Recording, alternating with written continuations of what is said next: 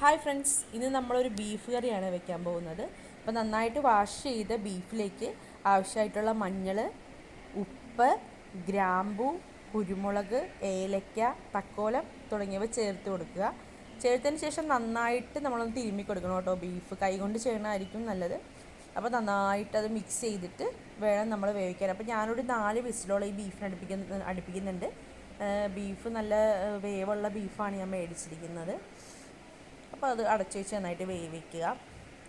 അതിനുശേഷം ഇപ്പോൾ ഞാൻ കാണിക്കുന്ന വേപ്പിലയും വെളുത്തുള്ളിയൊക്കെ ഞാൻ ക്ലീൻ ചെയ്ത് ഫ്രിഡ്ജിൽ വെച്ചിരിക്കുന്നതാണ്. പിന്നെ നമുക്കിതിലേക്ക് ആവശ്യമായിട്ടുള്ളത് വെളുത്തുള്ളി, ഇഞ്ചി, തക്കാളി, സവോള എന്നിവ നമ്മൾ വേവിച്ച് വെച്ച ബീഫിലേക്ക് ഇട്ട് കൊടുക്കുക. ഈ സാധനങ്ങളെല്ലാം ചേർത്തിട്ട് ഒരു 2-3 വിസിൽ കൂടി ഞാൻ അടുപ്പിച്ചായിരുന്നു. 7 വിസിലോളം ഞാൻ മൊത്തം ഈ ബീഫിന് വേണ്ടി എടുത്തിട്ടുണ്ട്. പിന്നെ ഞാനിന്നിട്ട് ഉരുളിയിലാണ് വെക്കാൻ പോകുന്നത്. അപ്പോൾ ഉരുളി എടുത്തു, അതിലേക്ക് ആവശ്യമായിട്ടുള്ള എണ്ണ ഒഴിച്ചു കൊടുത്തു. പിന്നെ അതിലേക്ക് മല്ലിപ്പൊടി, മഞ്ഞൾ, പിന്നെ ചില്ലി ചിക്കൻ മസാല ഉപയോഗിക്കുന്നതായിരിക്കും കേട്ടോ ഏറ്റവും നല്ലത്. ഞാൻ അത് ഇങ്ങനെ വെക്കുമ്പോഴാണ് ഒരു റെസ്റ്റോറൻറ്റ് സ്റ്റൈലിൽ ബീഫ് കറി പോലെ കിട്ടാറുണ്ട്. അപ്പോൾ ഞാൻ ചില്ലി ചിക്കൻ മസാലയാണ് ഉപയോഗിക്കുന്നത്. ചില്ലി ചിക്കൻ മസാല ചേർത്തെടുക്കുക. അതിൻ്റെ പച്ചമണം മാറുന്നത് വരെ നന്നായിട്ട് ഇളക്കുക.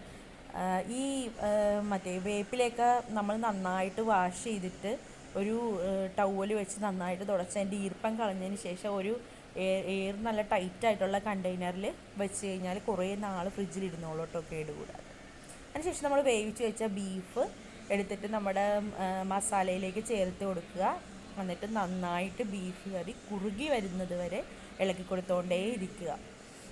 കുറുകി പാനിൽ തന്നെ കിടന്നിട്ട് നല്ലപോലെ ഡ്രൈ ആയിട്ട് വരുമ്പോഴാണ് ഇതിന് ടേസ്റ്റ് കൂടുന്നത്.